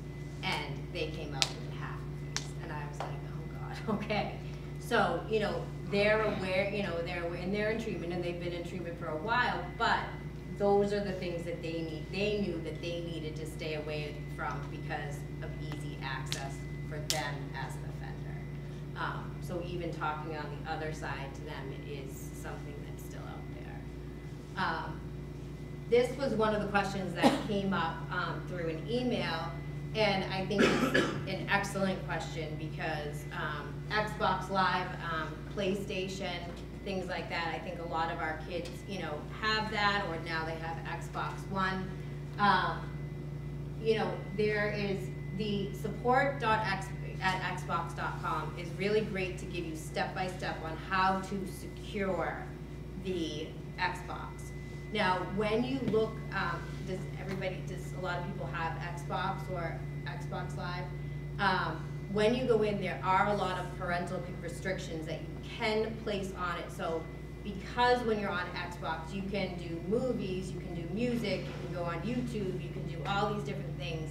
There are like different, you know, restrictions you can place on parental codes and stuff like that. It's time consuming, and when your kids have just got Xbox, they want it set up right away, you know, in that moment, and then we forget that we need to go back and do some of that stuff. This must have been one of the things that was brought to the attention when they came out with Xbox One. Did anybody get it for Christmas this year? Did you realize that when you set it up, you had to set it up as a parent? To, like when I set it up, it was completely different. You had to put in your birthday to then sign up, and then you can go through. The step further is you can go in and put all of no video games that are, you know, over, you know, what is it, M or whatever, the movies couldn't be this, you know, so you really could go into the next and the next and the next to put all those restrictions on there so that they couldn't, you know, get on to any of the other stuff. There's also the aspect of who can they talk to? Because if you go on just a simple Minecraft, it can say that, do you want to play online? Or even like Madden, you know, the Madden football game, you can say, do you want online play? Now, if you online play, you're playing with anybody that's out there. And if they're your friend now, you know, you can talk to them, or, you know, somebody can just jump into your Minecraft world and they can ruin the whole thing. And for my world, that's a horrible thing to happen to my kids. But, you know, but that's something that can happen, or it can be just local people. So it's important to look at what the restrictions are that you do have on the Xbox Live account, because you now have the headset. One of the things that we did in our house is, even though I didn't want to listen to all of my son's friends and everybody screaming on the Xbox, I do, because now they can do it through the Kinect versus the headset. And I can hear all the horrible language and all of this stuff, but it gives me that opportunity to know exactly what's going on in the basement when he's playing that.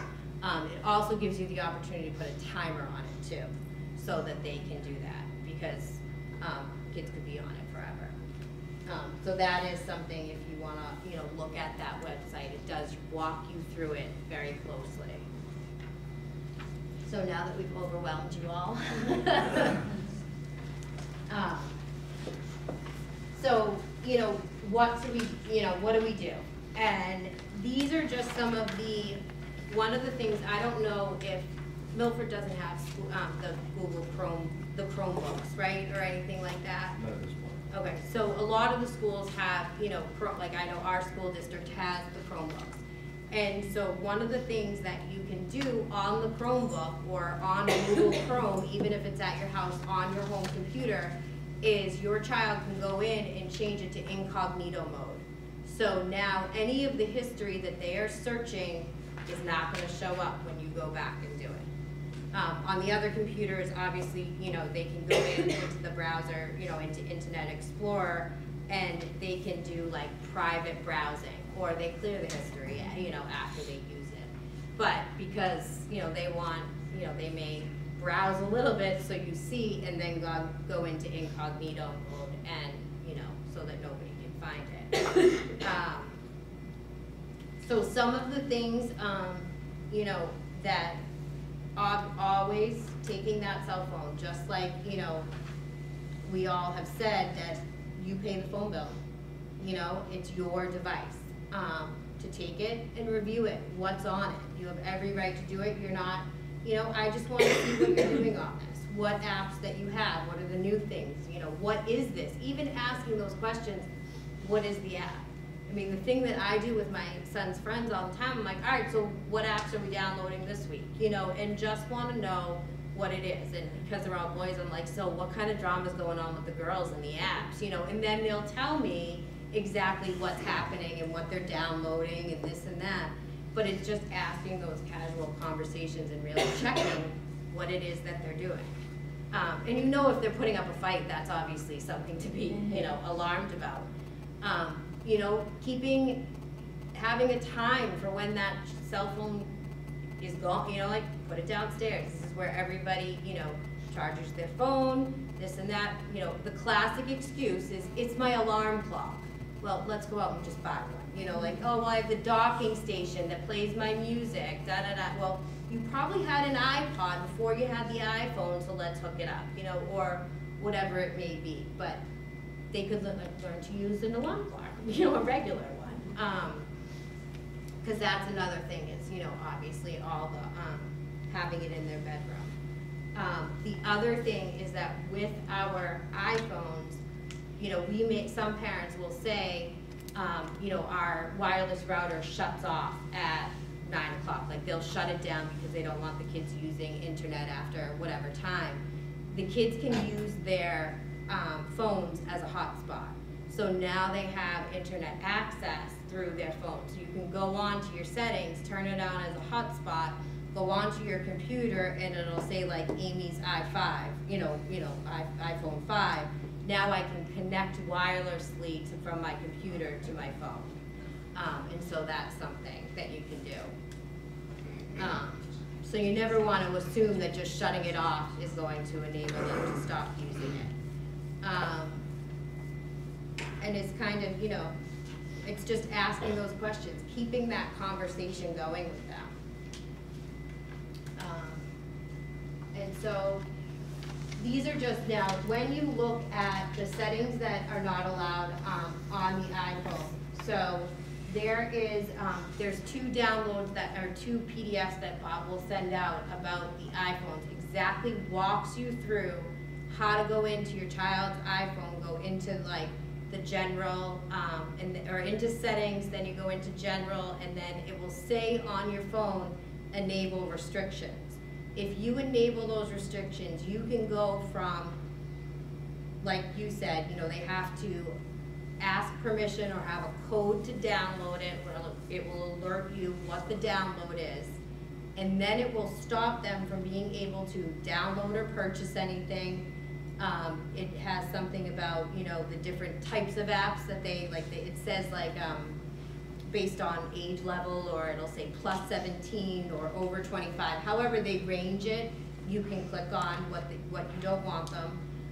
The other thing that a lot of kids will get upset about, or my son got upset about, was I enabled his location on his Instagram so that people didn't know where he was, or he couldn't take photos from it or something. So I did let up on that one because I knew that that was probably a stupid fight to pick. But you can stop them from being able to take photos or where their location is.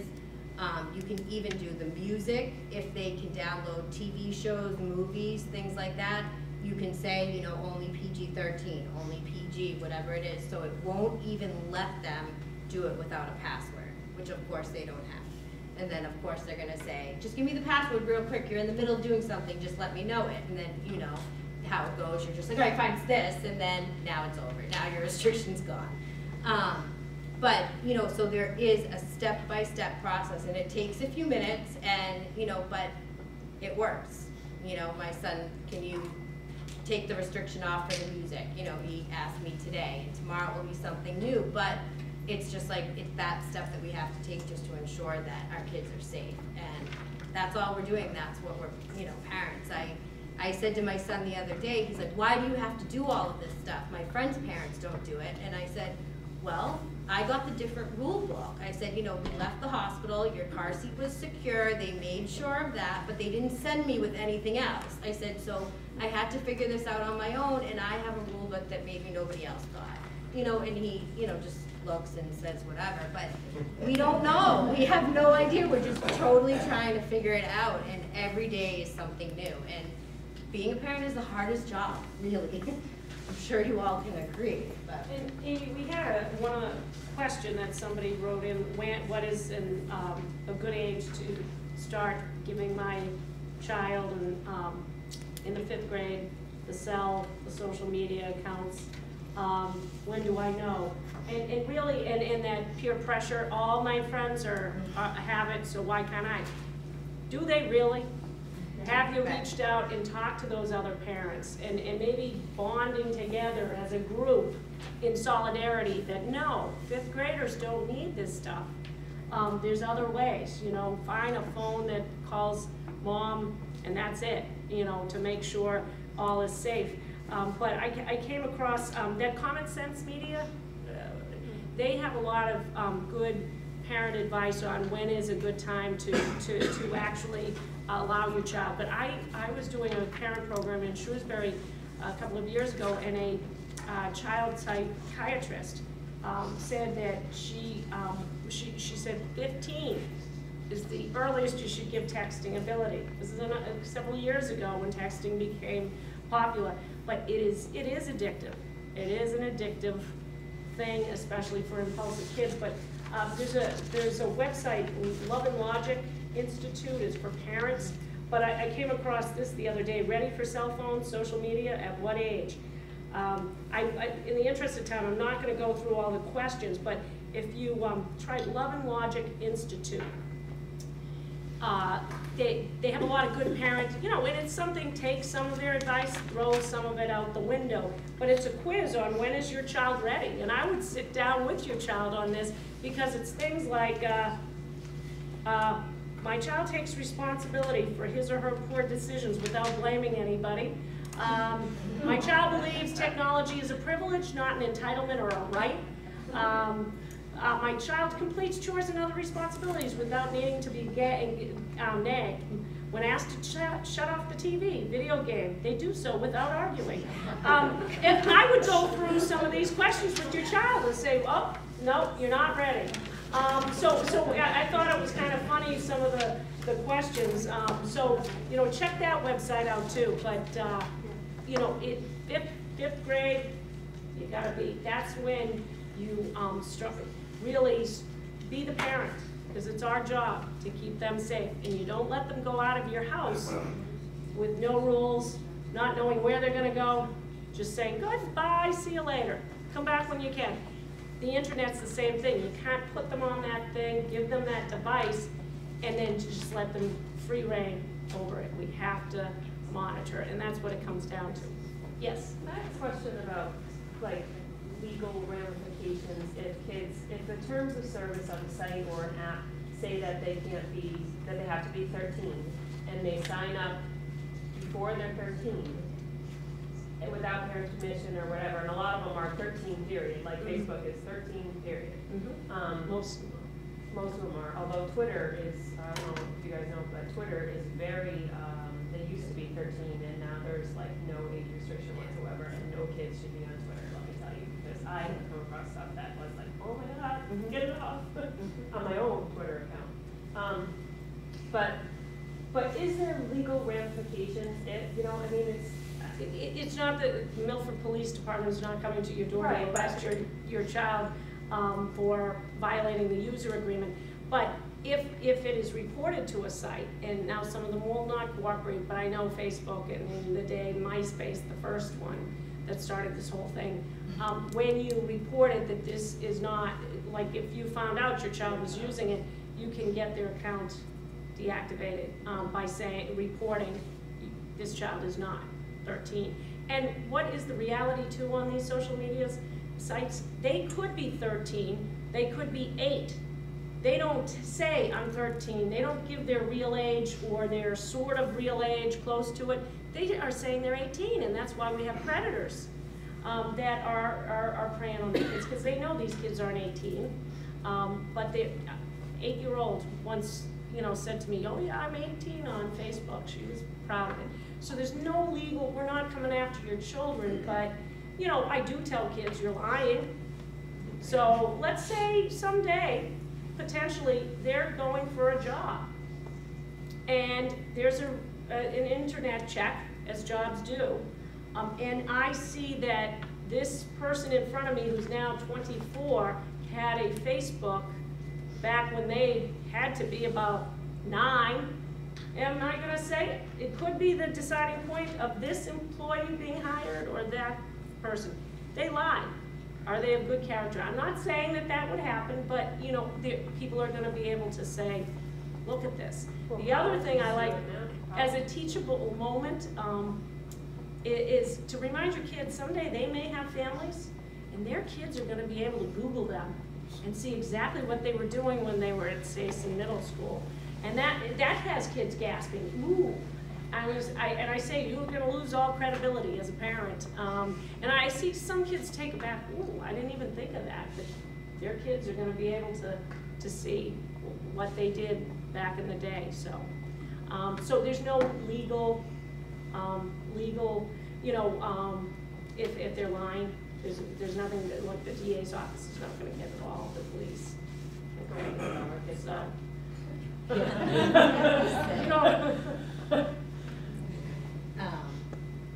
So there's, these are just some other things of how to, you know, and even the biggest thing is if you hear of an app or you see it on your child's phone, you can go right onto your Google Play or your iTunes or whatever and just search it to really look at what it is and, you know, scroll across and see what it is, read the reviews, Google it on the website, whatever it may be, just because there's always something new. Somebody's talking about something new all the time. And also to check out that it's not a counterfeit app that now is got spyware on your computer and seeing all your banking and everything. So, and the other thing is, since everybody's using a mobile device, the mini computer in their hands, and that's what kids are using, consider talking to your service providers about antivirus software on the phone. A lot of people don't think of that. Everyone has Norton or whatever it is, antivirus on the home computer. But hackers, I've read a lot of reports lately that hackers are not hacking into the home computer anymore. They're hacking into your mobile device because no one's got protections on it. So now something to consider. Credit cards and all of these different things. So something to consider on that. The other thing is just that they're not realizing, you know, how much information they're putting out there. And then, you know, just kind of going through what are some of the, you know, rules and expectations that you have as a family. And, you know, I think the most important is, you know, just having these open conversations about what is out there, what's going on, why are, you know, what is it that you use this for? Why is it, you know, what do your friends use it for? Just those conversations with them to try to just figure it out, you know, with them. And these are just some different conversations that you can start if you have some of the older kids and you know that they're on, you know, Gap or any of these other sites. You see these apps that they have, you know, just kind of different things. Or even just to ask them, you know, are you being safe? Do you even know what safe means? Like, are you doing that? Let's look at what your restrictions. You can go into their phone and look at the restrictions in the general, in the setting, or settings, then go into general and look at actually what they have. If you look at their different, like, location, you know, where is that open? So where are they allowing their location to be known from their phone, from their mobile device? So it's taking a look at that and shutting some of those things off so that somebody can't find them, or, you know, things like that. There's another app that it hasn't come out yet. It's supposed to come out soon, and I am going to download this one because it is, I don't know how many times this happens to you guys, but you call your kids on the phone because you got them a phone because you want to get in touch with them, and that's why they have it originally, and they don't answer. So now what this app will do is it'll disable the phone so they cannot use it until they call you. So they have to then pick up the phone and call mom. So it's coming out soon. Hopefully, it was supposed to be out by Christmas, and I said to my son, I'm getting this. because it's gonna disable it until you call, because that is the biggest thing. They won't answer the phone, but then they'll text you back. What's up? No, answer the phone, you know? So there is that. There are some other ones that, now with the new iOS 8 update and things like that, you can do a family share. So if you enable it to be a family share, I can find out GPS location-wise where my kids are. Whether they're in different places, what they're downloading, different stuff like that. Do you know the name of that app? That, I think it's supposed to be no answer, I think is what it's supposed to be. It's like something, yeah, I think it's no answer. I'll find out, because it had come out and I had gotten like the alert and I was like, oh, I'm all over this one. But the family share is something that just came out, and that's interesting. And you can even, the worst part is like, if you look at, if I texted Meg, I could look at Meg and then go to her text message, like the identifications, and I could push down a map to see exactly where she was. It's pretty scary if we were on the same like family share plan. So it is scary, but you can find out exactly where your kid is. So. And then this is just the last comment, you know, obviously, like when we teach our kids, you know, how to cross the street, we continue even today, you know, look both ways, make sure you stop at the crosswalk, all of that stuff. It's the same thing with the internet, you know, we just have to keep repeating the same things over and over again. We're like a broken record, but eventually someday they will be parents and they'll be saying the same things we're saying, and you know, I say some of the things my mom says, and I'm like, I'll never say that, but now I hear myself being her. So hopefully eventually they'll listen, they'll pick it up, and we just, you know, everything changes, it's just staying on top of them. So we appreciate you guys all coming, you know, and hopefully this was informative. Does anyone have last questions, or? I've just got something quick. I work for Verizon Wireless. We have something called Family Base that's available that allows you to go in and restrict the time on when texting can be used. There's content filtering on there, so any certain type of inappropriate website that they would go on to, it would block that. So there's some things out there that you can do on top of the, you know, some of the other things we talked about tonight. And there's stuff on Kindle too, because I know a lot of kids have the Kindle Fires too, and that will be one of the things that goes around too, but that's awesome. You know, everybody's trying, so thank you guys. Thank you. Is there anything like an acceptable use agreement? I know they're common in schools, but something that you can establish as parent and child on any of these websites, or just a document that you know of that kind of sets ground rules? I believe several of the ones that I've highlighted tonight do have them. But NetSmarts, I believe, has some downloadable contracts, and age appropriate, from kindergarten, preschool on up to the teenager. And that's what they do say, if you establish rules, because kids do really deep down, they won't admit it, want structure and want the rules. So as early on, get that safety contract, put it, you sign it, once they get their phone, text ability, but post it near the computer, and maybe a reminder in the car, including not texting and driving, another whole issue. So. Go ahead. I was just gonna ask, what website will this stuff be downloaded to, like you said, like the notes and the other stuff? What I'm going to ask is, if you haven't done so already, I do have some sign-in sheets down here. So if you just get your name and email address so that I can read it, make sure it's clear to me, I will forward to you tonight's presentation, any of the articles that Amy referenced, any additional feedback or forms that I have. I'll be happy to send it out directly. And I'll post it on our website as well. That website that you're gonna post it on? It's the Milford Public Schools website. Okay. Yep. This is more for Mr. Brimley. How much of this internet safety and digital citizenship is being taught to our kids in this school district? Yeah, it's a good question. It's a fair question. You know, we do have policies, network acceptable use policies in place, and as we consider, you know, a rollout for technology, looking to one-to-one technology, and one of the concerns that I have with that is be able to manage all these devices and what kids can see and have access to. And certainly digital citizenship is part of that. So as we consider what devices to roll out, we need to make sure at the same time we're considering how to secure those devices to make sure our kids are accessing appropriate content. But as Amy and Julie pointed out, there's so many ways around that. So right now we do provide, if there's classes, let's say web design classes at the high school, the teachers take the responsibility of sharing that with the students. We encourage the parents to be part of that with our school handbooks that's listed in there and really have a discussion. That's really the extent of it, beyond where it's being used in the classroom with teachers sharing that. But it's because there are Massachusetts standards around this. Oh, yeah. I'm wondering how that's being addressed. Yes. Well, even as young as 3rd grade, kindergarten.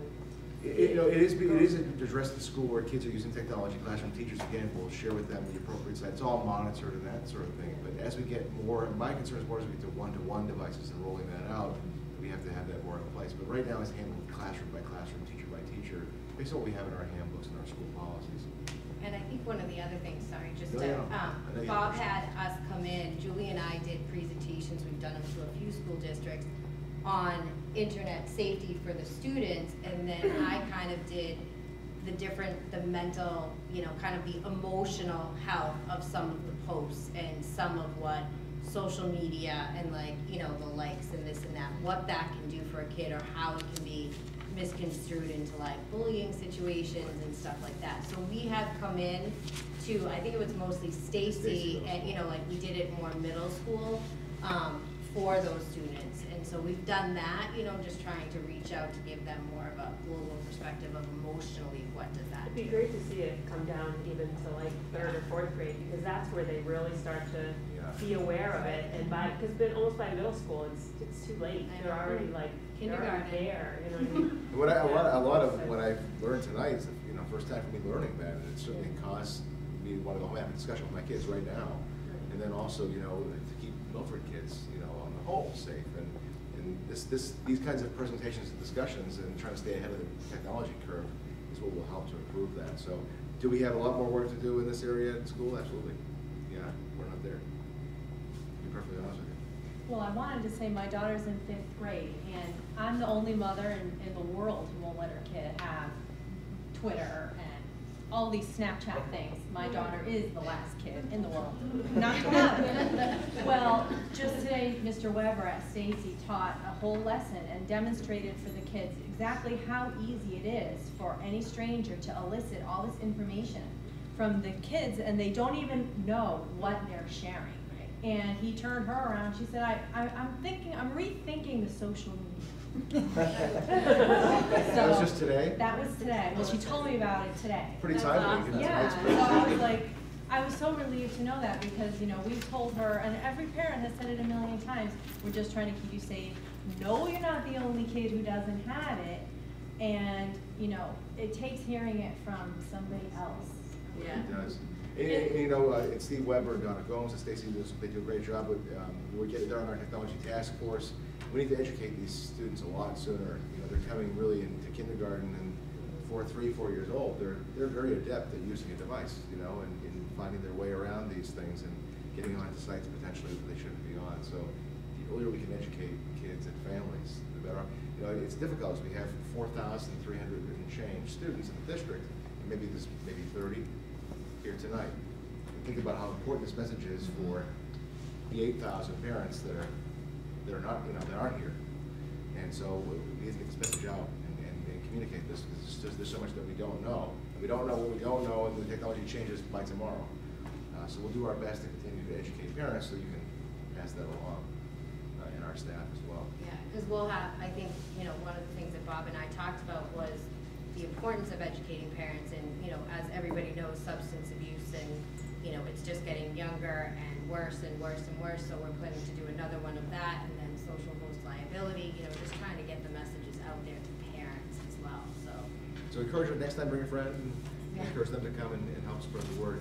Any final, we've been here about 2 hours now. Sorry. And it was actually really captivating. 2 hours went by very quickly. A lot of information to take in. Any final questions at all? I want to thank all of you for coming out this evening and taking an investment in the safety of your children and learning about this complex topic, but also I want to thank our guests tonight for a great presentation.